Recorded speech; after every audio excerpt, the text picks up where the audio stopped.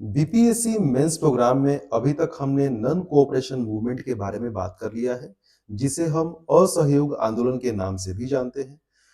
आज हम लोग बात करने वाले हैं सिविल डिसोबीडियंस मूवमेंट के बारे में, जिसे सविनय अवज्ञा आंदोलन के नाम से हम जानते हैं। हमारे पढ़ने का तरीका वैसा ही होगा जैसा कि हमने पिछले टॉपिक को कवर किया है, कॉज एंड इफेक्ट बेसिस पे, कि एक घटनाएं दूसरे घटनाओं पे किस प्रकार से आधारित है। अगर कोई घटना हो रही है तो उसका पास्ट में हुए घटनाओं से क्या रिश्ता नाता है, या दो घटनाओं को लिंक्ड करके अगर हम लोग देखें तो क्या उसका रिजल्ट निकलता है। तो इस प्रकार से पढ़ने से न सिर्फ हमारा मुख्य परीक्षा के लिए तैयारी होता है, बल्कि हम प्रीलिम्स परीक्षाओं के लिए भी तैयार हो जाते हैं और हमारा अंडरस्टैंडिंग इस लेवल का हो जाता है कि हम ये अफसोस करते हैं कि काश हमने इस तरीके से पहले पढ़ लिया होता तो आज तक हर प्रीलिम्स निकल जाता। ठीक है, तो जिस सेक्शन को भी पढ़ेंगे उसको अलग अलग तरीके से, जैसे हिस्ट्री अगर पढ़ रहे हैं तो कॉज एंड इफेक्ट बेसिस पे देखेंगे। अगर इकोनॉमिक्स पढ़ेंगे या पॉलिटिकल साइंस पढ़ेंगे या साइंस एंड टेक पढ़ेंगे या ज्योग्राफी पढ़ेंगे तो उसको अलग तरीके से पढ़ेंगे, वहां भी तरीके अलग हैं पढ़ने के। ठीक है, ओके। सो आज का सेशन स्टार्ट करते हैं। तो सीक्वेंस ऑफ इवेंट्स, यही मेरा मोडस ऑपरेंडी है और यहीं से हम लोग स्टार्ट करेंगे कि कुछ घटनाएं, है ना, सिलसिलेवार तरीके से कुछ घटनाएं घटती हैं और फाइनली जो है वो सिविल डिसोबीडियंस मूवमेंट, मतलब कि सविनय अवज्ञा आंदोलन घट जाता है या हो जाता है। ठीक है, ओके। अब बात करते हैं कि हमने कुछ पिछले क्लासेस में बात किया था कि एक एक्ट था जिसे हम गवर्नमेंट ऑफ इंडिया एक्ट 1919 के नाम से जानते हैं। इसे दूसरे नाम से भी जानते हैं जिसका नाम है मॉन्टेग्यू चेम्सफोर्ड रिफॉर्म्स। अब जब ये आया तो इसमें बहुत सारे एक्सपेरिमेंट किए गए। उन एक्सपेरिमेंट्स में से था डायआर्ची या बाइकैमरलिज्म। तो ये सब चीजें, है ना, ये सब चीजें दी गई थी 1919 में। और भी कई प्रावधान थे। उन सारे प्रावधान के साथ एक प्रावधान ये था कि ये जो नया गवर्नमेंट ऑफ इंडिया एक्ट हम दे रहे हैं, ये सही से काम कर रहा है कि नहीं काम कर रहा है, इसका मूल्यांकन करने के लिए, एसेस करने के लिए, ठीक है, एक स्टैट्यूटरी कमीशन बनाया जाना चाहिए। एक वैधानिक आयोग बनाना बनाए जाना चाहिए। तभी वो आयोग पूरा इसे एसेस करेगा, पूरा देखेगा इसके हर एक बिंदुओं के पे, और तब बताएगा कि ये जो गवर्नमेंट ऑफ इंडिया एक्ट 1919 है, ये क्या ये सही से काम कर रहा है कि नहीं कर रहा है। और अगर सही से काम कर रहा है तो अच्छी बात है, अगर नहीं कर रहा है तो क्या चीजें इसमें और ऐड की जानी चाहिए और क्या चीजें इसमें से हटाई जानी चाहिए, तब जाके ये परफेक्ट बने। यही चीज करके तो 1935 वाला एक्ट आया था, गवर्नमेंट ऑफ इंडिया एक्ट 1935 आया था। इसमें जो बुरी चीजें थी, जो ब्रिटिशर्स को लगा कि अच्छी चीजें नहीं है, उसको हटा दिया गया। जो अच्छी चीजें थी उसे कंटिन्यू किया गया, और कुछ अलग से चीजें थी उसको ऐड करके गवर्नमेंट ऑफ इंडिया एक्ट 1935 दे दिया गया।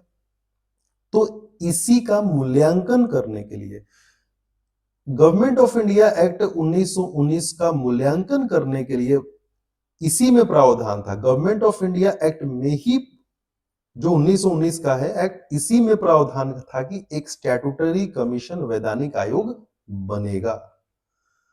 और वो समय आया 1927। 1927 में एक वैधानिक आयोग, जिसे स्टैट्यूटरी कमीशन बोलते हैं, उसको बनाया गया, उसका गठन किया गया, हेडेड बाय साइमन।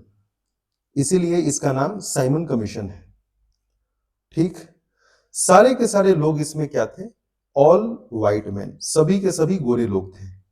मतलब कि भारतीय लोगों पे रूल करने के लिए या भारतीय लोगों पे राज करने के लिए, भारतीय लोगों को गवर्न करने के लिए, जो वर्ड यूज करना है आप यूज कर सकते हैं, एक आयोग बनता है जो कि असेस करेगा क्या गवर्नमेंट ऑफ इंडिया एक्ट को। लेकिन उसमें एक भी भारतीय नहीं है। सिंपल सी बात है, एक भी भारतीय नहीं है। इस बात का गुस्सा बहुत ज्यादा था इंडियंस को। इसीलिए जो फेमस डायलॉग आप लोग सुनते हैं, साइमन गो बैक, बस यही है। तो ये 1927 में गठन हुआ, और गठन होने के बाद, अब ये इंग्लैंड में बना था, सोचने वाली बात है। तो 1928 में ये क्या हुआ, ये जो साइमन कमीशन वाला जो आयोग है, ये लैंडेड इन बॉम्बे, ये बंबई पहुंचा पहली बार, मतलब कि थ्रू शिप या जो भी हो, ये लोग सबसे पहले बंबई पहुंचे 1928 में। फरवरी का महीना था 1928 में। 1927 में बनता है, साइमन कमीशन का गठन होता है 1928 के दिसंबर महीने में। ये लोग ठीक है, सॉरी मैं दिसंबर बोल रहा हूं, यहाँ पे फरवरी मंथ है। फरवरी मंथ में ये लोग पहुंच जाते हैं कहां पे, बॉम्बे में। अभी तक ठीक है। अब आगे 17 नवंबर, अब क्योंकि साइमन कमीशन में सभी गोरे लोग थे, एक भी भारतीय नहीं थे, तो सारे भारतीय इसका विरोध कर रहे थे कि गोरे लोग कैसे ये निर्णय लेंगे कि ये जो गवर्नमेंट ऑफ इंडिया एक्ट है 1919, ये इंडियंस के लिए सही है कि नहीं है, इंडिया में शासन के लिए सही है कि नहीं है। हम भी तो होने चाहिए, तब ना हम बताएंगे कि सही से ये चीजें हैं या नहीं है, या क्या बुरी चीजें हैं, क्या अच्छी चीजें हैं। हमें भी तो बोलने का मौका दो। ये इंडियंस का बोलना था। इंडियंस लोग इसका विद्रोह कर रहे थे। जैसे बंबई पहुंचा, बोला साइमन गो बैक। अब इसी विद्रोह के दौरान, नवंबर का महीना था 1928 में ही, नवंबर का महीना था, और पंजाब में लाला लाजपत राय, ये व्यक्ति, इनके नेतृत्व में साइमन गो बैक हो रहा था, चीजें हो रही थी। ठीक है, साइमन गो बैक चल रहा था। अब इस चीज को देखते हुए वहां का जो पुलिस था, वो जो ब्रिटिश के द्वारा कंट्रोल्ड किए, है ना, कंट्रोल्ड जो पुलिस थे, उन्होंने जबरदस्त तरीके से लाठी चार्ज किया पूरे भीड़ पे। उसमें लाला लाजपत राय भी थे। लाठी चार्ज के वजह से उनको बहुत ज्यादा चोटें, गंभीर चोटें आई, जिसके वजह से उनकी मृत्यु हो गई। नवंबर का महीना था। ठीक है, ये इनका स्टेटमेंट है। आप जो है वो इसको यूज कर सकते हैं, अगर इससे रिलेटेड क्वेश्चन, प्रश्न आता है तो आप इसको यूज कर सकते हैं। आपका जो है वो थोड़ा सा क्वेश्चन जो है वो, आंसर जो है वो ज्यादा अच्छा दिखेगा, क्योंकि ये लाला लाजपत राय का स्टेटमेंट है, तो ये मैंने इसको कोट कर सकते हैं आप। ठीक, बाकी आंसर राइटिंग प्रैक्टिस उधर ही ऐप पर, ठीक है, उधर ही बात करेंगे इसके बारे में। तो मैंने यहाँ पे कंटेंट देने का काम है, तो मैं कंटेंट दे रहा हूं। ठीक है, तो 1928 में मृत्यु हो गई, 27 में गठन हुआ, 28 में फरवरी महीने में आया, और नवंबर महीने में लाला लाजपत राय जब विद्रोह कर रहे थे, साइमन गो बैक, तो उनपे पुलिस द्वारा लाठीचार्ज किया गया और उनकी मृत्यु हो गई। इस चीज का बदला लेने के लिए जो भगत सिंह हैं और राजगुरु हैं, उन्होंने सॉन्डर्स नाम के पुलिस कर्मचारी को, ब्रिटिश पुलिस कर्मचारी को गोली मार दिया। और उन्होंने सोचा कि ये कौन है, ये एसपी जेम्स स्कॉट है। जेम्स स्कॉट को, मतलब सॉन्डर्स को समझ लिया कि एसपी जेम्स स्कॉट है, और गोली मार दिया सॉन्डर्स को, क्योंकि एसपी जेम्स स्कॉट के ही नेतृत्व में लाठीचार्ज किया गया था। यानी कि लाठीचार्ज करने का जो आदेश है वो जेम्स स्कॉट के द्वारा ही दिया गया था। ठीक है, तो भगत सिंह और राजगुरु ने जेम्स स्कॉट समझ के सॉन्डर्स को निपटा दिया। ठीक है अभी तक? Okay, good. ये सब घटनाएं घट रही हैं, क्योंकि मैं लगातार ये बोलता हूं कि नॉन कोऑपरेशन मूवमेंट हो या सिविल डिसोबीडियंस मूवमेंट हो, ये कोई दिवाली का पटाखा नहीं है कि अचानक फट जाए। ये चीजें हैं, जो घटनाएं हैं वो हुई हैं। आप जानेंगे तो आपको लगेगा कि आप क्या मिस कर रहे थे अभी तक। ठीक है, अब आगे देखते हैं। 1928 में एक बिल आता है जिसका नाम आता है पब्लिक सेफ्टी बिल। अब समझिए कि बात क्या है। आपका थोड़ा सा रिवीजन करवा दूं। आपने पढ़ा था एक एक्ट जिसका नाम था रॉलेट एक्ट। यही रॉलेट एक्ट था जिसके विरोध में रॉलेट सत्याग्रह हुआ था, ठीक। और उस रॉलेट सत्याग्रह के चलते जलियांवाला बाग मैसेकर हुआ था। और उस जलियांवाले मैसेकर के का जो है ना का के चलते गांधी जी ने मुस्लिमों से सहयोग लेके नन कोऑपरेशन मूवमेंट करवाया था। ये सब चीजें जुड़ी हुई थी, हमने पढ़ा था पीछे, ठीक। बस सेम सेम सेम चीज है पब्लिक सेफ्टी बिल, बस नाम अलग है, काम सेम ही है। कैसे? ये रॉलेट एक्ट में हमने देखा था कि अप टू 2 इयर्स, 2 साल तक किसी को बिना किसी गलती, बिना किसी मुकदमे केस कुछ के आप 2 साल तक उठा के जेल के अंदर डाल सकते हो। यहां पे वैसा कोई समय तो निर्धारित नहीं है, लेकिन पब्लिक सेफ्टी बिल भी ऐसा था कि आप किसी को भी जबरदस्ती उठा के डाल सकते हो। आप किसी को भी उठा ले सकते हो, किसी को भी जेल में डाल सकते हो। कोई केस मुकदमा किसी भी चीज का जरूरत नहीं है, उसके खिलाफ सबूत है या नहीं है, आप उसको जेल में आराम से डाल सकते हो। Both are same. तो याद रखिएगा कि रॉलेट एक्ट के चलते, रॉलेट एक्ट कहीं ना कहीं लिंक्ड है किससे? नन कोऑपरेशन मूवमेंट से। और पब्लिक सेफ्टी बिल कहीं ना कहीं लिंक्ड है किससे? सिविल डिसोबीडियंस मूवमेंट से। एक बात बिल्कुल ध्यान में रखिए, हो सकता है कि आपने 10 साल इतिहास पढ़ा होगा, लेकिन ये चीजें आपके दिमाग में नहीं आई होंगी, ऐसे नहीं देखा होगा। और अगर ऐसे पढ़ेंगे तो आपको लिखने में कोई भी परेशानी नहीं। आपके पास इतने सारे तथ्य और कंटेंट होंगे कि आपको कम पड़ जाएंगे कि भैया कहाँ लिखें, ना समय है ना पेज बचा है, कहाँ लिखें हम। अब बात करते हैं। तो पब्लिक सेफ्टी बिल आया जस्ट लाइक रॉलेट एक्ट। इस पब्लिक सेफ्टी बिल, पहले वाली तो घटनाएं हो रही थी, साइमन कमीशन, ये सब आया, लाठीचार्ज, लाला लाजपत राय की मृत्यु, उसका बदला लेने के लिए भगत सिंह और राजगुरु ने गोली मार दिया साउंडर्स को, ये सब चीजें हो रही थी बैक एंड पे। उसी बीच 1928 में एक और बिल आता है, पब्लिक सेफ्टी बिल, क्योंकि ये सब घटनाएं घट रही थी ना, साउंडर्स को गोली मार दिया जाता है, तो अब अंग्रेज बोलते हैं कि रुको रुको, कुछ ना कुछ तो ये लोग बहुत चौड़े हो रहे हैं, कुछ ना कुछ तो उपाय करना पड़ेगा इनका। तो ये रॉलेट एक्ट के जैसा पब्लिक सेफ्टी बिल लेके आते हैं, ठीक है। अब इस पब्लिक सेफ्टी बिल का विरोध करने के लिए समझिएगा बात को, कैसे लिंक्ड है चीजें। इस पब्लिक सेफ्टी बिल का विरोध करने के लिए भगत सिंह भगत सिंह और Batukeshwar Dutt, he is a person, Batukeshwar Dutt, ये, ठीक। ये दोनों लोग क्या करते हैं कि जो सेंट्रल लेजिस्लेटिव असेंबली है, सेंट्रल लेजिस्लेटिव असेंबली है, उसमें ये लोग क्या करते हैं? बम फेंक देते हैं।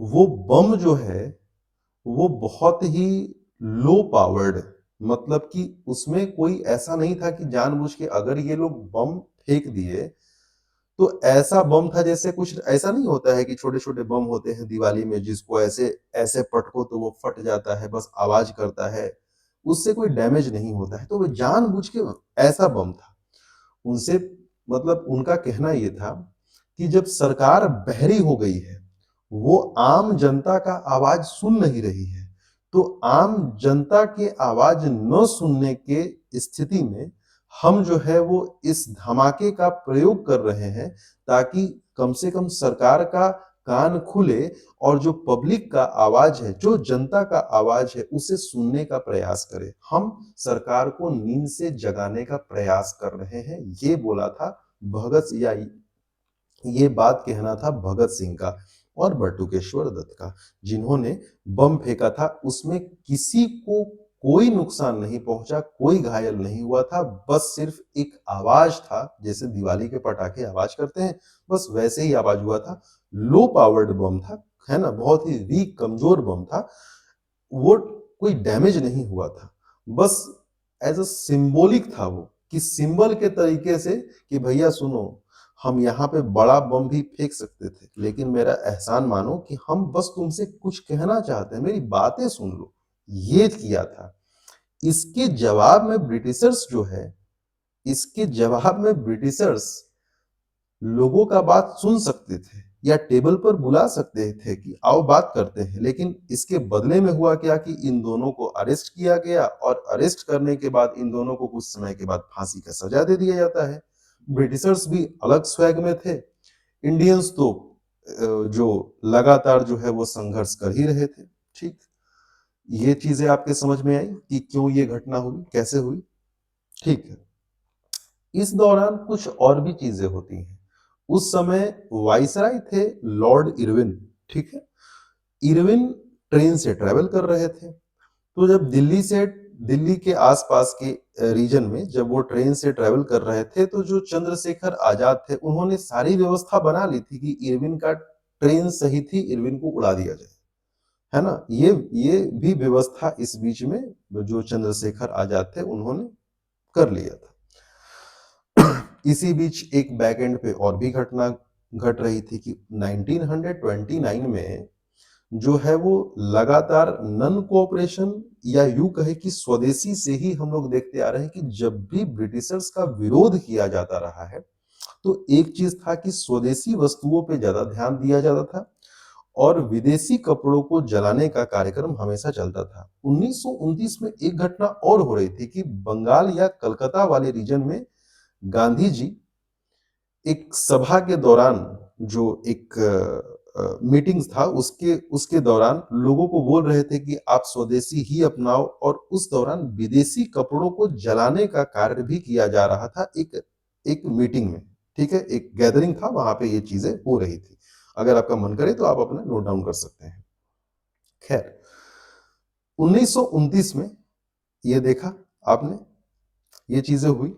अब इधर आते हैं।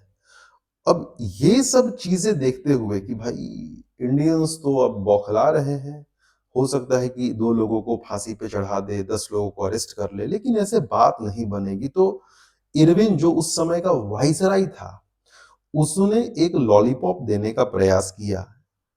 तब आया इरविन डिक्लेरेशन। ठीक है, अभी तक हमने पढ़ा है कि अगस्त डिक्लेरेशन, अभी तक ऐसा कुछ देखा था। ये इरविन डिक्लेरेशन है, 1929 में आता है, आपको याद होना चाहिए। 1929 में इरविन डिक्लेरेशन आता है और इरविन बोलता है कि सुनो, एक समय होगा जब हम आपको डोमिनियन स्टेटस दे देंगे। ठीक है, डोमिनियन का स्टेटस दे देंगे। हमने डोमिनियन को बहुत अच्छे से समझा हुआ, मैंने एग्जांपल देख के समझाया था, आप पिछला लेक्चर देख सकते हैं। हम आपको डोमिनियन का स्टेटस दे देंगे। ओके, ये क्या था? डोमिनियन का अस्पष्ट वादा। ये भी बोल देता कि हाँ भाई, हम इस तारीख को आपको डोमिनियन बना देंगे। ठीक, डोमिनियन का मतलब है, आप कह सकते हैं कि सेल्फ रूल। ठीक है, सेल्फ रूल। ठीक, सेल्फ रूल। आप जो है वो अपने तरीके से रूल करिए, बस आपके ऊपर हम बैठे हुए हैं। जब भी कुछ मेजर डिसीजन लेना होगा हम लेंगे, और जो भी कुछ बड़े काम करने होंगे वो आप हमसे पूछ के करिएगा। ठीक है, ये है डोमिनियन। ठीक, ओके ओके, ठीक। मैंने एग्जांपल दिया था कि 1947 से लेकर और 1950 तक भारत जो है वो डोमिनियन था। इस नजरिए से डोमिनियन था क्योंकि उस समय गवर्नमेंट ऑफ इंडिया एक्ट 1935 के तहत भारत में रूल चल रहा था, और जो कि ब्रिटिश पार्लियामेंट के द्वारा ये पास किया हुआ एक्ट था। ठीक है, ओके। मतलब ब्रिटिशर्स के द्वारा पास, मतलब जब तक ब्रिटिश पार्लियामेंट का एसेंट नहीं होगा तब तक तो ये काम ही नहीं चलेगा। इसके ऊपर तो बैठे हुए हैं डायरेक्टली इनडायरेक्टली। तो ये जो है वो ब्रिटिशर्स के द्वारा लाया गया एक्ट था, और यहीं से हमारा काम चल रहा था। तो इसलिए उस समय तक हम डोमिनियन थे, इंडिपेंडेंट होकर भी डोमिनियन थे। और हम रिपब्लिक बने कब?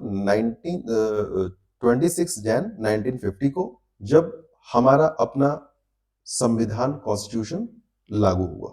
ठीक है, आगे चलते हैं।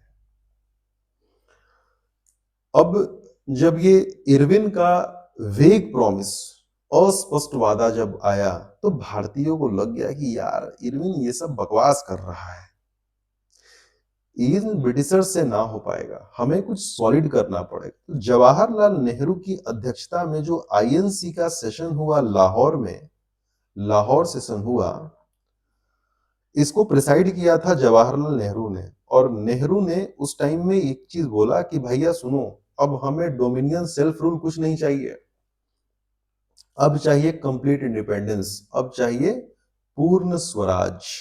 बोला कि अब नहीं, अब ये डोमिनियन का लॉलीपॉप तुम ही चूस लो, ठीक है, अब हमें चाहिए कंप्लीट इंडिपेंडेंस। किसने बोला?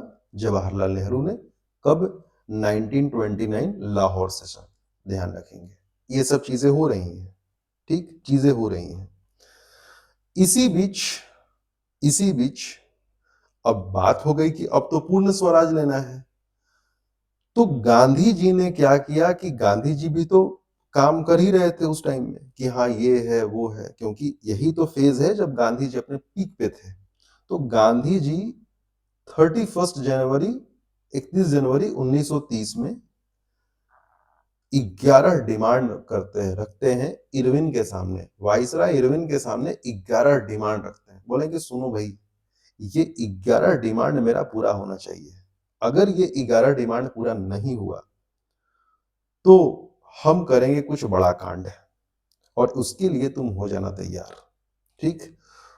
उन 11 मांगों में से कुछ पॉइंट्स यहां पे हैं, अगर आपको लगे कि आपके एग्जाम के लिए ये जरूरी है या एग्जाम में लिखने का काम है तो आप यहाँ पे देख सकते हैं इसको, ठीक है। अभी तक बीपीएससी ने ऐसा कुछ नहीं पूछा है तो मैं इसे डिटेल में नहीं जाऊंगा, लेकिन अगर आपके दूसरे परीक्षाओं के लिए कुछ पॉइंट्स अगर आप चाहते हैं कि आखिर गांधी जी किस प्रकार के पॉइंट्स रखते हैं तो आपके लिए यहाँ पे सारी व्यवस्थाएं की गई हैं। खैर, हम आगे बढ़ते हैं अपने टॉपिक में। गांधी जी ने पहले अल्टीमेटम दे दिया, और फाइनली जो है वो क्या हुआ, जनवरी में अल्टीमेटम दिया 11 डिमांड रख के। जब वो वेट करते रहे और चीजें नहीं पूरी हो रही थी, तब जाके उन्होंने क्या किया कि 2 मार्च को गांधी जी ने इरविन को बता दिया कि वो क्या करने वाले हैं, ठीक है। गांधी जी ने बता दिया कि सुन भाई, मैंने तुझसे बोला था कि मेरी ये मांगे पूरी कर दो, तुमने नहीं किया, अब हम ये करने वाले हैं, रोक सको तो रोक लो। गांधी जी ने इन्फॉर्म क्या किया, एक तरीके से ये इंफॉर्मेशन कम धमकी था इरविन को। अब इरविन भी चुपचाप बैठा हुआ था कि देखते हैं क्या क्या करते हैं ये लोग। फाइनली 12 मार्च, ये डेट आपको याद होना चाहिए, डेट मैं जान के बोल रहा हूं कि सीक्वेंस ये आपको याद रहे, आपको पढ़ने में मजा आए। 12 मार्च 1930 इस दिन को दांडी मार्च की शुरुआत हुई। इसलिए मैं बोल रहा हूं क्योंकि ये डेट बहुत इंपॉर्टेंट है हिस्ट्री में। ये डेट, बाकी डेट भूल जाओ, बाकी डेट तो सीक्वेंस के लिए है जिससे चीजों को आप लिंक कर सके, लेकिन ये डेट आपको याद करना पड़ेगा। 12 मार्च 1930 को फाइनली दांडी मार्च का शुरुआत होता है, और उसी के साथ साथ सिविल डिसोबीडियंस मूवमेंट, जिसको सविनय अवज्ञा आंदोलन के नाम से आप लोग जानते हैं, उसकी भी शुरुआत हो जाती है। आपको समझ में आया कि ये घटना 1927 से चल रही है, कैसे चीजें हो रही हैं, कैसे चीजें बढ़ रही हैं, एक के बाद एक घटनाएं लिंक्ड हैं, और फाइनली जो है वो सविनय अवज्ञा आंदोलन, that is called civil disobedience movement, launched, start हो गया, ठीक है। गांधी जी, अब गांधी जी ने शुरुआत किया चलने से, चलते गए, है ना। अब उन्हें समुद्र तट पे पहुंचने में लगभग एक समय लगा, और 6 अप्रैल 1930 को वो समुद्र तट पे पहुंच गए। और समुद्र तट पे पहुंचने के बाद उन्होंने एक चुटकी नमक उठाया, और वहीं से साल्ट लॉ क्या हो गया, ब्रेक हुआ, उन्होंने तोड़ दिया, ठीक है। यहाँ पे लिखा हुआ है भी है, आप इसको अपने आंसर में यूज कर सकते हैं कि a pinch of salt rocks an empire, पूरा ब्रिटिश साम्राज्य हिला के रख दिया था। ये जो एक चुटकी नमक, या जो नमक है, हैंडफुल ऑफ साल्ट, जो गांधी जी ने उठाया समुद्र तट से, उससे पूरा ब्रिटिश साम्राज्य हिल गया था। तो ये आप अपने आंसर में यूज कर सकते हैं, ठीक है। अब जैसे ही उन्होंने लॉ तोड़ा तो भाई ब्रिटिशर्स के द्वारा बनाया हुआ कानून था। जिस तरीके से आज आप किसी भी कानून को तोड़ते हैं तो आपके ऊपर कार्रवाई होती है, आपको जेल जाना पड़ता है, उसी प्रकार से उस समय भी जैसे ही गांधी जी ने ये लॉ तोड़ा, कानून तोड़ा, तो गांधी जी के साथ-साथ नेहरू जी भी थे, यहाँ पे देखिए, है ना? तो इन दोनों को गिरफ्तार कर लिया गया, ठीक है? गांधी और नेहरू दोनों को गिरफ्तार कर लिया गया। जले पे ये तो जला, जले पे कटे पे नमक और छिड़कने का बात हुआ कि जिस साइमन के चलते ये सब सीक्वेंस चलता आ रहा है। साइमन कमीशन आया, लाला लाजपत राय प्रोटेस्ट के दौरान लाठीचार्ज हुआ, उनकी मृत्यु हुई। सॉन्डर्स को गोली मारा गया भगत सिंह के द्वारा, राजगुरु के द्वारा। फिर चीजें आगे बढ़ी। इरविन को उड़ाने के लिए चंद्रशेखर आजाद ने पूरा का पूरा षड्यंत्र रचा। गांधी जी उधर कलकत्ता में विदेशी कपड़ों को जला रहे थे, ठीक है? ये सब गांधी जी ने अल्टीमेटम दिया, बोला कि ठीक है। नेहरू जी, इरविन जो है वो लॉलीपॉप देता है, बोलता है कि डोमिनियन दे देंगे, कब देंगे पता नहीं। उसी समय है ना 1929 लाहौर सेशन, नेहरू जी बोलते हैं कि नहीं, डोमिनियन नहीं चाहिए, रख लो अपना डोमिनियन, अब तो हमें कंप्लीट इंडिपेंडेंस चाहिए। गांधी जी अल्टीमेटम देते हैं, 11 शर्तें रखते हैं इरविन के सामने, इरविन चुपचाप बैठा हुआ है, ठीक है? अब गांधी जी को बर्दाश्त नहीं हुआ, 2 महीने का टाइम देखा, नहीं हुआ, तो गांधी जी बोलते हैं कि सुन भाई, हम ये करने वाले हैं, जो करना है तुम कर लो। फाइनली 12 मार्च को दांडी मार्च की शुरुआत होती है, उसके साथ सिविल डिसोबीडियंस मूवमेंट स्टार्ट होता है। और 6 अप्रैल को गांधी जी ने क्या किया, चुटकी भर नमक समुद्र किनारे उठाया और जो साल्ट लॉ है उसको तोड़ दिया, ब्रोक किया। इसी स्थिति में गांधी और नेहरू दोनों को गिरफ्तार कर लिया जाता है। और जिस साइमन कमीशन से ये सारी चीजें इंसिडेंट स्टार्ट हुई थी, वही साइमन कमीशन का है ना, जो रिपोर्ट है वो पब्लिश्ड हो जाता है कि भैया ये चीजें हैं और ये जो है वो ऑथेंटिक रिजल्ट है, ये चीजें होनी चाहिए, क्या रिकमेंडेशंस वगैरह सब कुछ आ जाते हैं। रिपोर्ट प्रकाशित हो जाती है, जो भी उसका रिपोर्ट था, कि हमने जब इसका मूल्यांकन किया। साइमन कमीशन का रिपोर्ट छपने का मतलब है कि हमने जब इसका मूल्यांकन किया तो हमने ये पाया, इन सब चीजों को हटाना चाहिए, इन चीजों को जोड़ना चाहिए, अच्छी चीजें ये हैं, ये कंटिन्यू करिए, बुरी चीजें ये हैं, इसको हटा दीजिए। ये था साइमन कमीशन का रिपोर्ट मई 1930 में, ठीक, ओके। अब बात करते हैं 5 मार्च 1931। अब चीजें, गांधी जी जेल में, गांधी जी तो जेल में। अब जो है वो गांधी जी के अरेस्ट होते ही भड़क गए सारे लोग, अरे गांधी को कैसे अरेस्ट कर लिया। अब जैसे लोगों का गुस्सा देखकर, अब ऐसा तो है नहीं कि गांधी जी जेल में है, सविनय अवज्ञा आंदोलन, सिविल डिसोबीडियंस मूवमेंट रुका नहीं, चल रहा है। अब ब्रिटिशर्स परेशान थे। अब इरविन ने देखा कि भाई मेरे वायसरायशिप में, जब मैं वायसराय हूं तब ये घटनाएं घट रही हैं, तो एक काम करते हैं, थोड़ा सा गांधी जी के साथ ले दे के सेटलमेंट कर लेते हैं, ठीक है, कुछ थोड़ा बहुत ले दे के सेटलमेंट कर लेते हैं गांधी जी के साथ। तो गांधी इरविन पैक्ट साइन किया गया, ठीक है, 5 मार्च 1931 गांधी इरविन का पैक्ट साइन किया कि सुनो भाई, ठीक है, ये मैनेज हम लोग कर लेते हैं। और ये क्यों, गांधी इरविन जो पैक्ट जो साइन हुआ था उसमें ये था कि सुनो गांधी जी, सुनिए, देखिए ये जो सिविल डिसोबीडियंस मूवमेंट है ये सब रोक दीजिए, क्यों ये सब बखेड़ा खड़ा कर रहे हैं। गांधी जी बोले कि ठीक है, आप कहते हैं तो रोकेंगे नहीं, है ना, इसको कुछ देर के लिए टेम्पररी बेसिस पे सस्पेंड कर देते हैं। तो कुछ देर के लिए बोलते हैं कि हाँ ठीक है। तो देश के लोगों से गांधी जी ने आग्रह किया कि सुनो, अभी कुछ दिन के लिए इसको रोक दो, हाँ इसको रोक दो।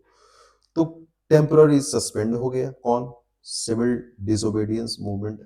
अब उसके बाद उस पैक्ट में क्या था कि एक काम करिए गांधी जी, ये पैक्ट, गांधी इरविन पैक्ट इसलिए भी साइन हुआ था कि मेजर पार्टी जो था इंडिया का वो था क्या, कांग्रेस। और कांग्रेस जो राउंड टेबल है, ये राउंड टेबल मैंने पूरा कहानी बताया था जब मैं एक्ट बता रहा था, तो क्यों हुआ, कैसे हुआ राउंड टेबल, ये सब मैंने बताया था, तो जाके पीछे देखिएगा। तो ब्रिटिशर्स चाहते थे कि कांग्रेस उसमें हिस्सा ले। पहले वाले में कांग्रेस नहीं गया, दूसरे वाले में कांग्रेस का नेतृत्व गांधी जी ने किया। तीसरे वाले में कांग्रेस या गांधी जी कोई नहीं गया। समझिएगा बात को, ये बातें समझ में आनी चाहिए आपको, ठीक है। तो सिर्फ दूसरे वाले में ही गांधी जी ने कांग्रेस का नेतृत्व किया, ओनली दूसरे वाले में। फर्स्ट और थर्ड में कांग्रेस या गांधी जी नहीं शामिल थे। ठीक, तो इसी का रिजल्ट था कि सेकेंड राउंड टेबल में गांधी जी हिस्सा लेने गए थे, इस पैक्ट का ही रिजल्ट था। सेकेंड राउंड टेबल में जब गांधी जी हिस्सा लेने गए, डेट ध्यान दीजिएगा, 7 सितंबर से 1 दिसंबर 1931, उनके मन लायक वहां पे कुछ भी बातें नहीं हुई। सब जो है वो बकवास बातें हो रही थी, ब्रिटिशर्स के ही फेवर में सब। अब ब्रिटिशर्स मीटिंग करवा रहे, राउंड टेबल करवा रहे हैं, तो वो अपने हिसाब से ही बातें करेंगे, इंडियंस के हिसाब से क्यों बातें करेंगे? गवर्न करना है इंडिया को, फैसला हो रहा है लंदन में, क्यों बातें करेंगे भारतीय लोगों का? गांधी जी इससे बिल्कुल निराश होकर भारत वापस लौट आए और देश के लोगों से बोला कि म्यूजिक स्टार्ट। मतलब ये कि जो उन्होंने बोला था कि नन मैं बोल रहा हूं, सिविल डिसोबीडियंस मूवमेंट को रोक दो, टेम्पररी सस्पेंड कर दो, उन्होंने बोला चालू करो, फिर से स्टार्ट करो। तो फाइनली जो है वो क्या हुआ कि 29 दिसंबर, देखिए डेट देखिए, 1 दिसंबर तक ये राउंड टेबल कॉन्फ्रेंस चला। गांधी जी बिल्कुल उससे सहमत नहीं थे, खुश नहीं थे। गांधी जी इंडिया आए, गांधी जी इंडिया आने के बाद बोले म्यूजिक चालू, स्टार्ट, है ना, स्टार्ट करो भाई सिविल डिसोबीडियंस मूवमेंट फिर से। बहुत बढ़िया, क्या टाइमिंग था, एग्जैक्टली एकदम जबरदस्त। सिविल डिसोबीडियंस मूवमेंट फिर से स्टार्ट होता है। अब अंग्रेज को लगता है कि ये जो आदमी है ये हमें बर्बाद करके ही छोड़ेगा। एक काम करो, जब तक ये बाहर है तब तक हमारे लिए परेशानी है। तो समझिएगा, 29 दिसंबर को ये फिर से स्टार्ट हुआ और बिल्कुल कुछ ही दिन बाद, मतलब कि जनवरी 1932, है ना, ये टाइम देखिए, एकदम अगले ही कुछ ही दिन में, 5 दिन में, 10 दिन में, 15 दिन में, मतलब गांधी जी को अरेस्ट कर लिया जाता है। अरेस्ट कर लिया जाता है, गांधी जी जेल में। उस बीच जब राउंड टेबल कॉन्फ्रेंस वाली जब बातें आ रही थी, तो आज के जो एसटी एससी वगैरह जो कम्युनिटी है, उनके लिए, क्योंकि ये 1909 में जो इंडियन काउंसिल्स एक्ट आया था 1909 में, उस समय मॉर्ली मिंटो रिफॉर्म्स था। तो Minto was the father of communal electorate system. मुस्लिमों को दिया गया था कम्युनल इलेक्टोरेट्स। तो उसी के बेसिस पे 1919 में इलेक्टोरेट सिस्टम को और ज्यादा इंक्रीज किया गया, उसका दायरा बढ़ाया गया। यहाँ पे जो राउंड टेबल कॉन्फ्रेंस हुआ ना, तो जो बी आर अम्बेडकर थे वो फेवर में थे कि हाँ, जो जो शेड्यूल कास्ट हैं इनको भी दिया जाए, क्या इलेक्टोरेट, अलग इनका इलेक्टोरेट दे दिया जाए। गांधी जी इसके खिलाफ थे। वो बोल रहे थे कि ये जो हिंदू हैं उनको तोड़ने का काम किया जा रहा है, हिंदू बढ़ जाएंगे, ये गांधी जी का बोलना था। तो गांधी जी और अंबेडकर दोनों के बीच में यहाँ पे क्या था, यहाँ पे एक क्रॉस, है ना, एक जो है वो एक कॉन्फ्लिक्ट क्रिएट हो गया था। और गांधी जी इससे खुश नहीं थे, जिसकी वजह से गांधी जी जो जो जो जेल था, चाहे ना पुणे जेल में, जो जहाँ पे गांधी जी थे, वो अनिश्चित काल उपवास पे, मतलब हंगर स्ट्राइक पे बैठ गए, कि भूख हड़ताल पे बैठ गए कि भैया हम नहीं खाना खाएंगे जब तक लोग मेरा बात नहीं सुनेगा। कि ये क्या कर रहा है, कि ये बोल रहा है कि शेड्यूल कास्ट को अलग से हम दे देंगे, है ना,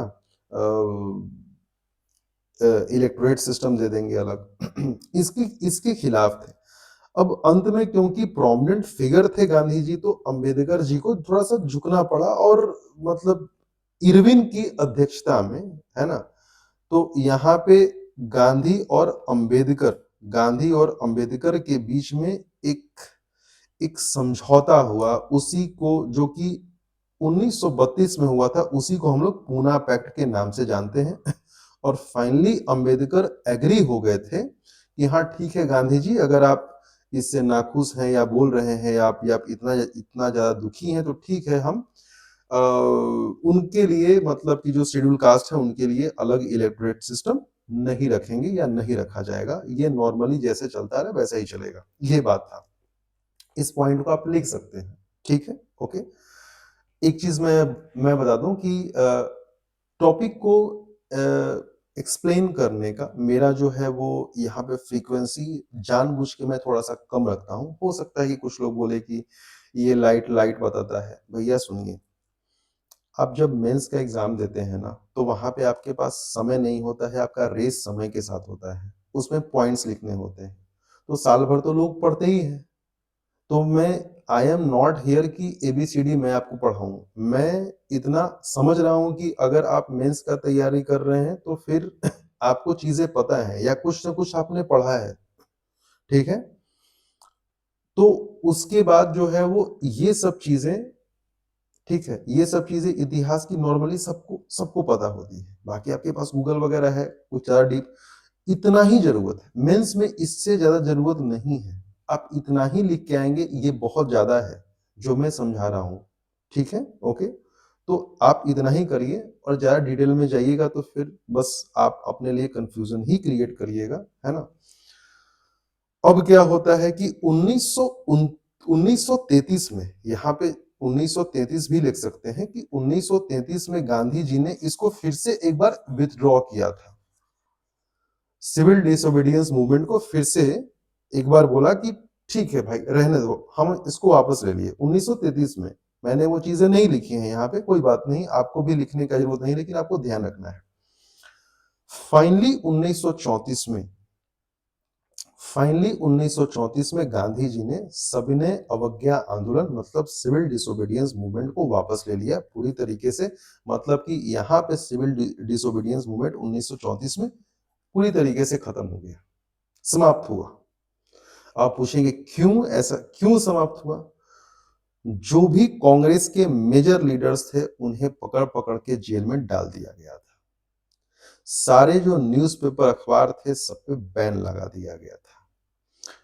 लोगों को डिटेन किया जा रहा था illegally through the public safety bill, ठीक। उसके बाद जो है वो ब्रूटल सप्रेशन अंग्रेजों के द्वारा लोगों पे इस प्रकार से अत्याचार किया जा रहा था कि लोग के हौसले टूट चुके थे पूरी तरीके से, इंडियंस लोग एग्जॉस्ट हो चुके थे। अब लोगों में कुछ भी बचा नहीं था, आर्थिक से लेके मतलब शारीरिक फिजिकल हर तरीके से इंडियन सफर कर रहे थे। कांग्रेस का जितना जो भी नेटवर्क था उसको पूरी तरीके से ध्वस्त करने का कार्य किया गया था ब्रिटिशर्स के द्वारा।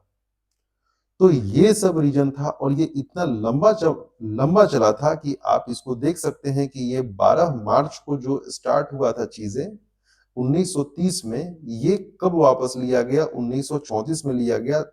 4 साल ऑलमोस्ट का पीरियड है जब ये चला, और इस समय तक अंग्रेजों का जो ब्रूटल सप्रेशन था, है ना, इसके वजह से भारतीय लोग थक चुके थे। गांधी जी ने फाइनली, गांधी जी को महसूस हुआ कि अब इससे आगे नहीं, अब इसको वापस ले लेना चाहिए। तो तब फाइनली गांधी जी ने सिविल डिसोबीडियंस मूवमेंट वापस लिया, और यहाँ पे सिविल डिसोबीडियंस मूवमेंट समाप्त होता है।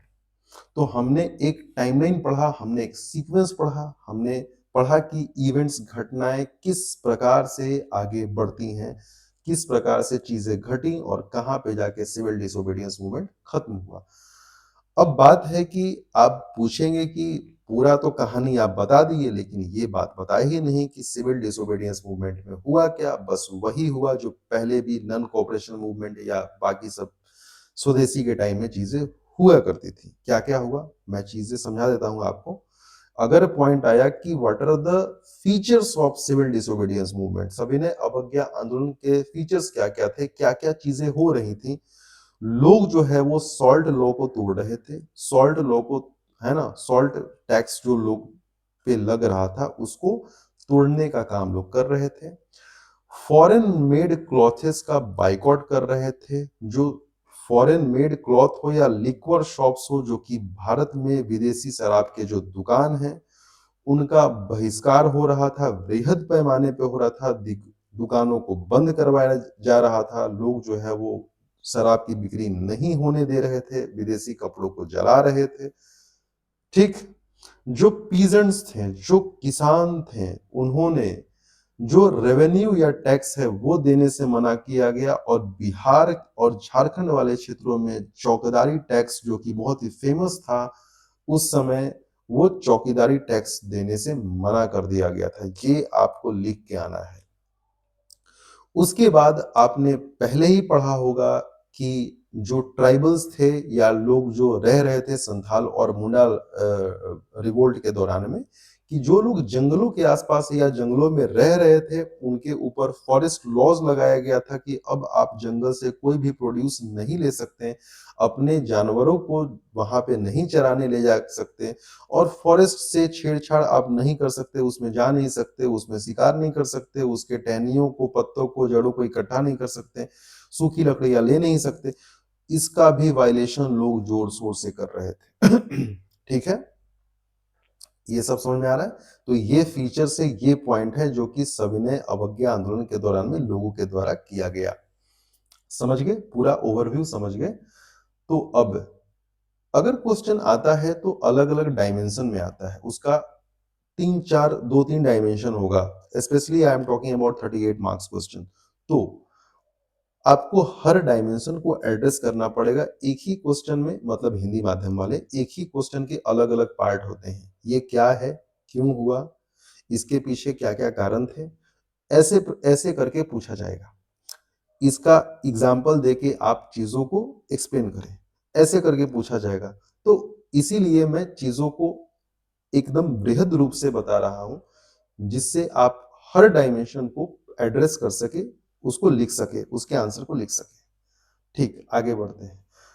हम इंडिया लेवल पे चीजों को देख लिए, अब हम लोग बात करेंगे कि सिविल डिसोबीडियंस मूवमेंट के दौरान में बिहार में क्या क्या घटनाएं घटी। तो सबसे पहले बात करते हैं कि सबसे पहला जो दो जिला था, चंपारण और सारण, ये जो दो जिला था वहां पे सबसे पहले साल्ट सत्याग्रह, नमक सत्याग्रह शुरू हुआ बिहार में सबसे पहले। और ये शुरुआत हुआ इसी के दौरान 15 अप्रैल, वहां पर कब हुआ था, 12। अब क्योंकि गांधी जी को पैदल समुद्र तक पहुंचने में काफी टाइम लग गया, तब ना 6 अप्रैल को वो नमक उठाए और साल्ट लॉ, है ना, को ब्रेक किया। लेकिन बिहार के लोगों को कहीं जाना नहीं था, इसके पीछे भी कारण है। बिहार इज अ लैंडलॉक्ड, है ना। आप जो है वो देखें कि लैंडलॉक्ड के, है ना, वो मैं नेबरिंग दूसरे किसी पड़ोसी विदेश का बात नहीं कर रहा हूं, जैसे कि नेपाल का बात कर दे कि नहीं दूसरे देश से लगा हुआ है। मैं बात कर रहा हूं कि वाटर बॉडी नहीं है, सी ओशन नहीं है बिहार के पास।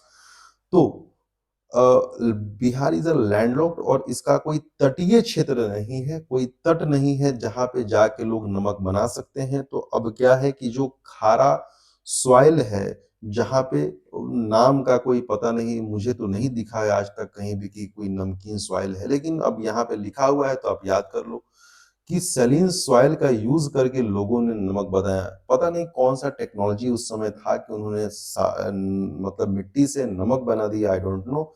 बट भाई लिखा हुआ है तो आपको आंसर में लिख देना है, ठीक है। तो ये सब बुक्स में है तो आप लिख सकते हैं। फिर उसके बाद ये सब चीजें आपको लिख के आना ही आना है, ठीक है। उसके बाद पटना के जो पटना सिटी वाला पार्ट है, पटना सिटी वाला पार्ट है, मंगल तालाब, मंगल टैंक लिखा हुआ है, इसको आप मंगल तालाब बोल सकते हैं, मंगल तालाब। मंगल तालाब के, है ना, जो पास में जो नखस पॉन्ड है, वहां पे जो साइट है, वो जो जगह है वो चुना गया कि हम यहीं पे नमक बनाने का कार्यक्रम करेंगे। ये अंबिका कांत सिन्हा के नेतृत्व में हुआ था। एग्जैक्टली नाम याद रखना है और ये सब चीजें फैक्ट याद रखना है कि उनके नेतृत्व में, अंबिका कांत सिन्हा के नेतृत्व में नखस पॉन्ड में नमक बनाने का, है ना, कार्य किया गया। ठीक, ओके। ये दो पॉइंट आपको बिल्कुल याद रखना है बिहार में अगर, है ना, पूछता है क्वेश्चन तो। फिर क्या होता है कि 16 अप्रैल को 1930 राजेंद्र प्रसाद और जेबी कृपलानी, ये दो लोग ऑर्गेनाइज करते हैं क्या, सॉल्ट मेकिंग। यहाँ पे 2 बार है, sorry for that. Salt making process at Mangal Talab, Patna city. चलिए सर, एक सेम टू सेम चीजें हैं जो कि अभी हमने पढ़ा। अंबिका कांत सिन्हा, नखस पॉन्ड, मंगल तालाब, ठीक है। ये place is same. Rajendra Prasad and JB Kripalani organise salt making process at Mangal Talab, Patna city.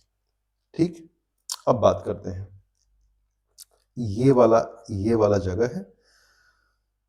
अब ये सब चीजें हो रही थी, ये सब चीजें हो रही थी, तो क्या आपको लगता है कि ब्रिटिशर्स हाथ पर हाथ धरे बैठे रहेंगे? ये सब चीजें सिंबॉलिक थी, समझिएगा बात को।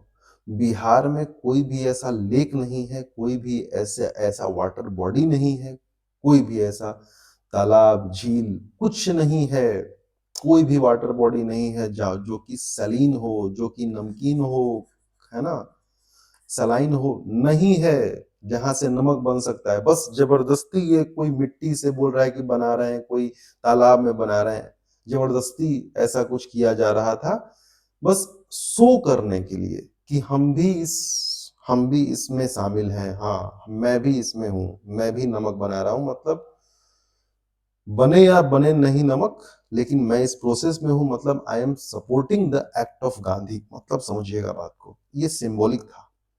हम नमक बना रहे हैं, मतलब गांधी के एक्ट को हम सपोर्ट कर रहे हैं, गांधी ने जो साल्ट लॉ तोड़ा है उसको हम सपोर्ट कर रहे हैं, आई एम विद गांधी, इसका मतलब ये था, समझिएगा। ब्रिटिशर्स ने बोला कि ठीक है, गांधी को तो हमने जेल भेज ही दिया है, तुमको भी उपाय करते हैं, तुम्हारा भी उपाय करते हैं। गांधी, जो ब्रिटिशर्स ने निर्ममता या क्रूरता पूर्वक दमन किया और शांत कर दिया, मतलब ये जो था ना वो, कि भाई सुनो, एक एक गिलास पानी लो, पियो, तालाब वाला, घर जाओ, और नहीं तो जबरदस्त तरीके से होगी कुटाई। ठीक, और कुटाई हुई, लोग घर गए, सिंपल सी बात है। अब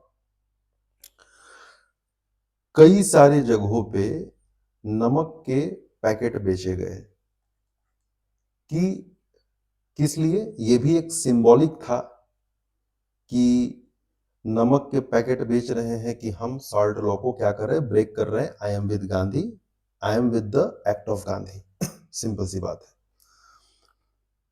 ये चीजें क्यों हो रही थी?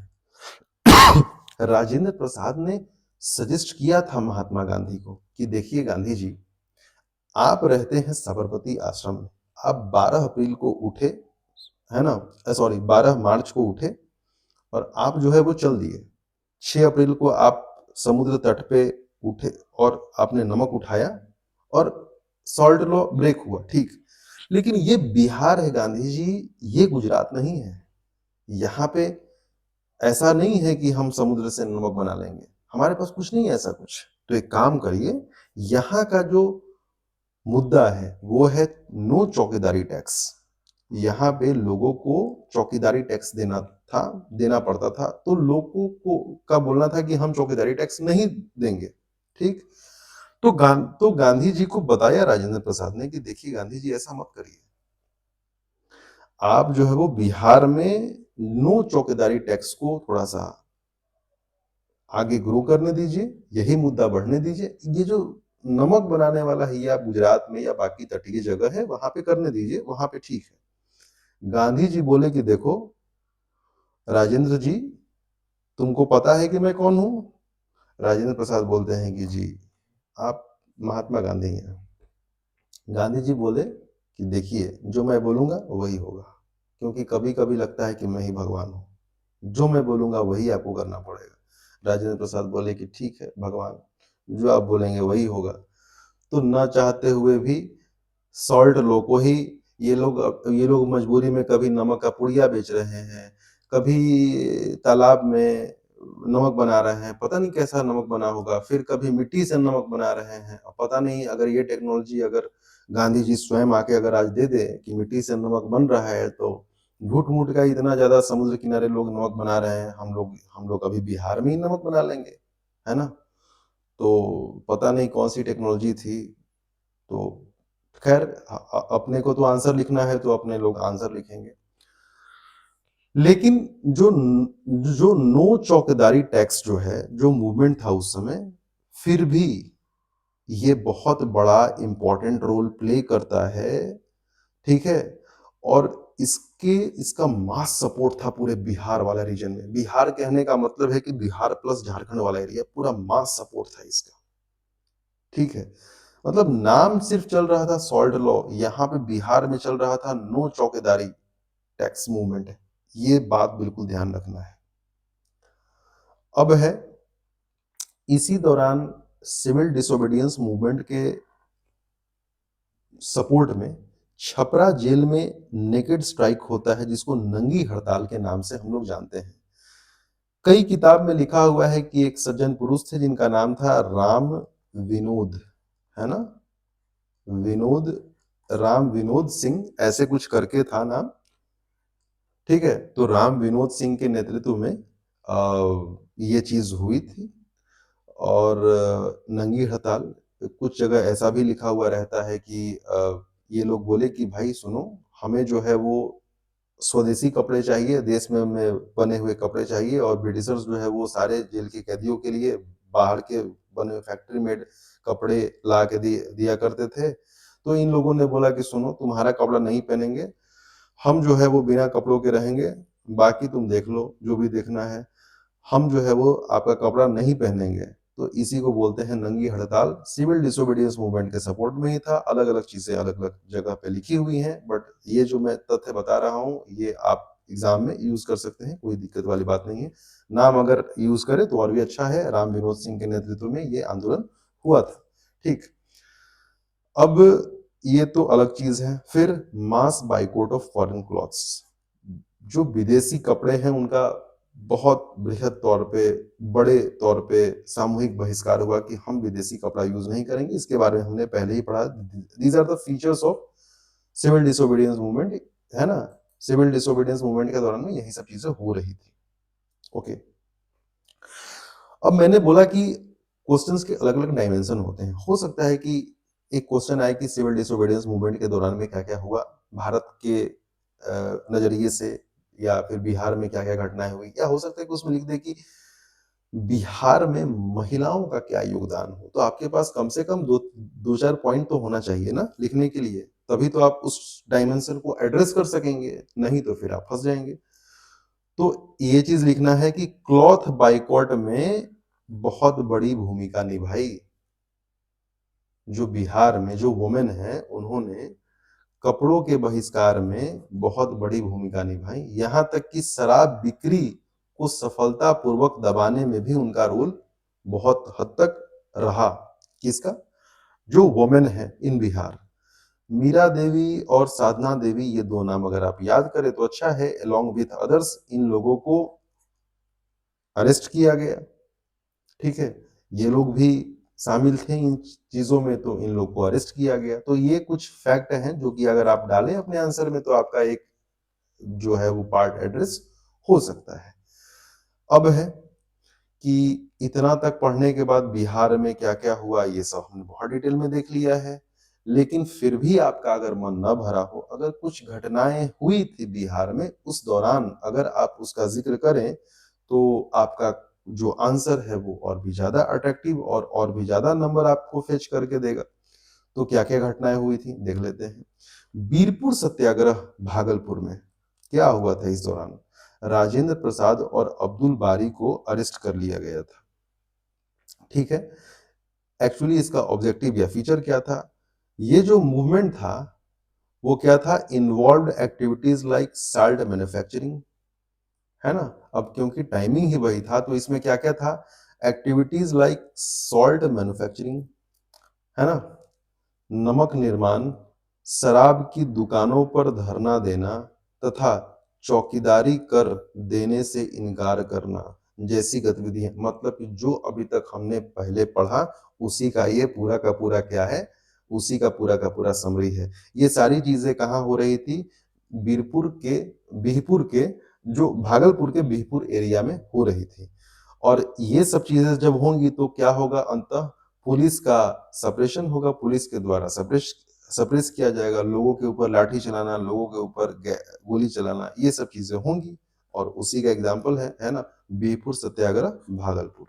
तो ये अगर आप इसका जिक्र करें तो वेल एंड गुड, बहुत अच्छी बात है। फिर अगर इससे भी मन न भरा हो तो एक और घटना है, भागलपुर शूट आउट। यहाँ पे क्या हुआ था कि जब नेहरू जी ने बोला कि भाई 26 जनवरी ये हमारा इंडिपेंडेंस डे होगा, ठीक है, तो पूर्ण स्वराज के प्रथम समारोह जो 26 जनवरी 1930 को आयोजित किया गया था, उसका पहला वर्षगांठ था। उसके अवसर पे एक जुलूस निकाला गया था, ठीक है, देख लीजिए क्या बोल रहा है। 26 जनवरी 1931 जुलूस निकाला गया था। उस जुलूस पे पुलिस ने क्या कर दिया, फायर चालू कर दिया, जिसकी वजह से यहाँ पे 6 लोगों की मृत्यु हो गई थी। ये है भागलपुर शूट आउट। अगर आप इसको अपने आंसर में अगर इस ऐसा कुछ प्रश्न पूछे, civil disobedience movement in Bihar, तो आप इसको बता सकते हैं। टाइम वही है, ठीक है, समय वही है। अब उसके बाद है कि तारापुर शूट आउट। इसमें क्या होता है कि मुंगेर वाले रीजन में तारापुर जगह है ना, यहाँ पे कुछ लोग जो है वो क्या करते हैं कि तारापुर पुलिस स्टेशन के ऊपर जो हमारा ध्वज है उसे, है ना, उसे फहराने का प्रयास कर रहे थे, ठीक है, ओके, झंडा फहराने का प्रयास कर रहे थे, जिसमें पुलिस ने क्या किया कि ऑर्डर कर दिया कि शूट, गोली चलाने का आदेश दे दिया गया, जिससे 50 से अधिक लोगों की मृत्यु हो गई। और इसे बिहार का जलियांवाला बाग कहा जाता है, या बिहार का जलियांवाला बाग के नाम से जाना जाता है। तो इस घटना को, तो अभी तक हमने क्या क्या देखा, हमने देखा कि जस्ट अ सेकेंड, हमने देखा कि सिविल डिसोबीडियंस मूवमेंट इन कहा, इंडिया, इंडिया में क्यों हुआ उसका पूरा का पूरा टाइमलाइन। फिर उसके बाद हमने देखा कि इसके फीचर्स क्या थे, है ना। फिर ये देखा कि शुरू कैसे हुआ, खत्म कैसे हुआ, पूरा हमने देखा। फिर सिविल डिसोबीडियंस मूवमेंट का बिहार का जितना जो भी एंगल बन सकता था वो सब का सब हमने देखा। उसके बाद कुछ इंसिडेंट भी देखे जो कि उस दौरान हुए, जैसे भागलपुर वाला, बिहपुर वाला सत्याग्रह वाला, फिर जो तारापुर वाला है, फिर उसके बाद अभी हमने देखा ये जो तारापुर वाला इंसिडेंट है, ठीक है। और फिर यहाँ पे एक चीज हमने देखा था जो भागलपुर शूट आउट, वो, तो ये चीजें हमने देखी कुछ एक्स्ट्रा में कि आप अपने आंसर में ऐड कर सकते हैं। अब बात करते हैं कि इसको कैसे याद करना है, आप क्या करेंगे। तो इस लेक्चर को देखने के बाद ये सबसे इस लेक्चर का मोस्ट इंपॉर्टेंट पार्ट है, क्या करेंगे आप, देखो मैं आपके सामने हूं। आपको क्या करना है कि आपको कॉपी और पेन ऐसे ही ब्लैंक कागज उठाना है, और आपको करना क्या है कि आपको लिखना है सीक्वेंस से। नंबर 1 कि 1927 में क्या हुआ, साइमन कमीशन बना, साइमन कमीशन। दूसरे नंबर में लिखना है कि 1928 में क्या हुआ, 1928 में जितना याद हो उतना ही लिखना। 1928 में साइमन कमीशन क्या हुआ, लैंडेड इन बॉम्बे, बॉम्बे, ठीक है, ये बात हुआ। उसके बाद क्या हुआ कि बॉम्बे में आए तो यहाँ पे लोग तैयार थे। इसी दौरान क्या हुआ कि लाला लाजपत राय जो है उनपे क्या होता है, लाठी चार्ज हो जाता है, लाठी चार्ज हो जाता है, और वो क्या होते हैं, मर जाते हैं। इसी के बेसिस पे क्या है, भगत सिंह, जो भगत सिंह है, और साथ में राजगुरु, है ना, ये क्या करते हैं, ये सॉन्डर्स को शूट कर देते हैं एसपी जेम्स स्कॉट समझ के, ठीक। ये सब घटनाएं हो रही थी। बाकी हमने पढ़ा था कि, मैंने बताया था कि उसी टाइम में गांधी जी कपड़ा जला रहे थे, विदेशी कपड़ा, और इरविन को उड़ाने का पूरा साजिश जो है वो चंद्रशेखर आजाद रच रहे थे। ये सब चीजें हो रही थी। फिर उसके बाद बैकएंड पे जब इरविन ने देखा कि ये सब घटनाएं घट रही है, तो इरविन ने बोला कि सुनो, अब इंडियंस को एक लॉलीपॉप देते हैं। तो इरविन का डिक्लेरेशन आया। इरविन ने बोला कि सुनो भाई, हम तुमको देंगे क्या, डोमिनियन, लेकिन कब देंगे पता नहीं। तो नेहरू ने बोला कब, 1929 कांग्रेस, जो आईएनसी का जो सेशन है, इंडियन नेशनल कांग्रेस का जो सेशन है लाहौर में, उसमें नेहरू जी ने बोला कि भाई क्या चाहिए, कंप्लीट इंडिपेंडेंस, मतलब पूर्ण स्वराज चाहिए, नेहरू जी ने बोला। तब तक गांधी जी क्या करते हैं, गांधी जी बोलते हैं, गांधी जी का 11 डिमांड, गांधी जी इरविन के सामने अपना 11 डिमांड रखते हैं, बोलते हैं कि भैया पूरा करो, नहीं तो हम जो है वो करेंगे कुछ। इरविन नहीं सुनता है तो क्या होता है, 2 मार्च को 2 मार्च को 2 मार्च 1930 को गांधी जी क्या बोलते हैं, इरविन को इन्फॉर्म करते हैं कि भैया हम ये करने वाले हैं, अब तुमको जो करना है कर लो। फाइनली जो है वो क्या होता है, 12 मार्च को 12 मार्च 1930 को क्या होता है, डांडी मार्च होता है। डांडी मार्च होता है और इसी के साथ लॉन्च हो जाता है क्या, सिविल डिसोबीडियंस मूवमेंट, ये लॉन्च हो जाता है।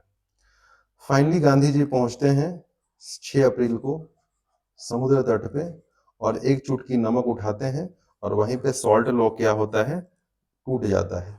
जो सॉल्ट लॉ है वो ब्रेक, मतलब कि टूट टूट जाता है। ठीक है, इसी के वजह से क्या होता है, गांधी प्लस नेहरू को अरेस्ट कर लिया जाता है। इनके अरेस्ट के बाद काफी अप्रेस्ट होता है, काफी ज्यादा, क्योंकि कंटिन्यूअसली चल ही रहा था, जिसके वजह से जिसके वजह से कांग्रेस को सेकेंड राउंड टेबल कॉन्फ्रेंस तक बुलाने के लिए गांधी और इरविन के बीच में, गांधी और इरविन है ना, पैक्ट होता है, और इस पैक्ट के तहत सस्पेंड हो जाता है, रुक जाता है कुछ समय के लिए। Gandhi ji second round table conference में जाते हैं, ठीक है, लेकिन वहां से वो निराश वापस आते हैं। भारत में आके फिर से वो रिज्यूम कर देते हैं, क्या क्या कर देते हैं, रिज्यूम कर देते हैं, वापस स्टार्ट कर देते हैं 1932 में। ठीक है, फिर से रिज्यूम कर देते हैं क्या 1931 में ही रिज्यूम हो जाता है। जो सिविल डिसोबीडियंस मूवमेंट है वो फिर से स्टार्ट हो जाता है। फिर इसके बाद गांधी जी को क्या कर लिया जाता है, गांधी जी को अरेस्ट कर लिया जाता है। गांधी जी को अरेस्ट करने के बाद चीजें जो है वो चल ही रही थी बैकएंड पे। गांधी जी जेल में रह रहे हैं, गांधी जी जेल में रह रहे हैं, तो अंबेडकर के साथ गांधी जी का एक कॉन्फ्लिक्ट था, है ना। अंबेडकर के साथ गांधी जी का कॉन्फ्लिक्ट था। क्या था कि जो जो शेड्यूल कास्ट हैं, उनको जो है वो इलेक्टोरेट अलग से नहीं दिया जाना चाहिए, ये गांधी जी बोल रहे थे, और अंबेडकर बोल रहे थे कि उनको दिया जाना चाहिए। ठीक, अब गांधी जी बैठ गए पूना जेल में भूख हड़ताल पे, बोले कि अब हम नहीं खाएंगे। अंबेडकर को गांधी जी की बात माननी पड़ी, और फाइनली जो है वो, इसको हम लोग 1932 में होता है पूना पैक्ट। पूना पैक्ट जो कि इस विषय पे था कि ये हिंदुओं को तोड़ने का काम हो रहा है, और अलग से जो शेड्यूल कास्ट वगैरह जो है उसको अलग से नहीं मिलना चाहिए, अलग से इलेक्टोरेट्स नहीं मिलना चाहिए, इस बात पे हुआ था। फाइनली ये चीजें हुई। अब 1900 जो है वो 33 में तो एक बार फिर से गांधी जी ने इसको टेम्परली विथड्रॉ या सस्पेंड किया था, सिविल डिसोबीडियंस मूवमेंट को। लेकिन फाइनली जो है वो क्या हुआ कि अंग्रेजों के ब्रूटल सप्रेशन और कांग्रेस के सारे जो है वो नेटवर्क को खत्म कर दिया गया। कांग्रेस के सारे नेताओं को, जो भी छोटे से बड़े लीडर थे, उनको जेल में उठा के बंद कर दिया जाएगा। तो फाइनली जो है वो गांधी जी ने क्या किया कि जो सिविल डिसोबीडियंस मूवमेंट है उसको विथड्रॉ कर लिया, यानी कि ये पूरी तरीके से 1934 में खत्म हो गया। इस प्रकार से ये चीजें पूरी हुई। ये हमने इंडिया का ओवरव्यू देख लिया था। फिर उसके बाद हमने देखा था कि इसके फीचर्स क्या-क्या थे, तो वही सारे थे कि टैक्स ये फॉरेस्ट लॉ को तोड़ना है, साल्ट वाला टैक्स नहीं देना है, चौकीदारी टैक्स नहीं देना है, जो खेती का जो रेवेन्यू टैक्स है उसको नहीं देना है ना? जो फॉरेन क्लॉथेस है उसको यूज़ नहीं करना है, जला-वला दे रहे थे कुछ लोग, फिर लिक्वर्स वगैरह पे बैन होना चाहिए, उसका सेल रुकना चाहिए, ये सब चीज़ें हो रही थी। बिहार के बारे में हमने पूरी तरीके से देखा अभी, आपको पूरी तरीके से पता होगा। नखस पॉन्ड, मंगल तालाब, है ना? ये सब चीज़ें हमने बिल्कुल डीप डिटेल में किया, औरतों का क्या योगदान था, वो सब कुछ हमने देखा। अब आपको काम है, जिस प्रकार से मैंने आपको करके दिखाया कि रिवीजन करने में ज़्यादा टाइम नहीं लगता है, बस अगर कोई भी टॉपिक पढ़िए तो उसको बस 5 मिनट लगेगा, ऐसे ही सादा पेज लेके बैठिए और एकदम लिख के रिवाइज़ कर लीजिए और आपको रिवाइज़ हो जाएगा, ठीक है? आपको पूरी तरीके से ऐसे ही कहानी याद हो जाएगी, ये आपको मेंस में तो हेल्प करेगा ही करेगा, ये आपको प्रीलिम्स में भी हेल्प करेगा, बस आप ऐसे ही पढ़ते रहिए, सब कुछ ठीक हो जाएगा, सब सारा एग्ज़ाम क्लियर हो जाएगा। बाकी मेंस के प्रिपरेशन के लिए और आप ऐप पे जुड़ सकते हैं। आंसर राइटिंग और भी कंटेंट जो है वो चीज़ें वहाँ पे पीडीएफ वगैरह सारी की सारी व्यवस्थाएँ हैं। आप वहाँ पे जुड़ सकते हैं। बाकी इस जो फ्री कंटेंट है उसका ऐसे ही मज़ा लेते रहिए। मिलते हैं नेक्स्ट लेक्चर में। दिवाली अच्छे से मनाइए, छठ अच्छे से मनाइए और साथ ही साथ मेंस की तैयारी में लगे रहिए। इस बार नहीं होगा तो मेंस की तैयारी अगर अभी करिएगा तो अगली बार भी जो 72, 73, 74th आएगा उसमें आपको हेल्प करेगा। क्योंकि इतिहास बदलेगा नहीं, इतिहास यही रहेगा, तो जितना आप पढ़े रहिएगा उतना आपको हेल्प करेगा। मिलते हैं अगले लेक्चर में। बाय।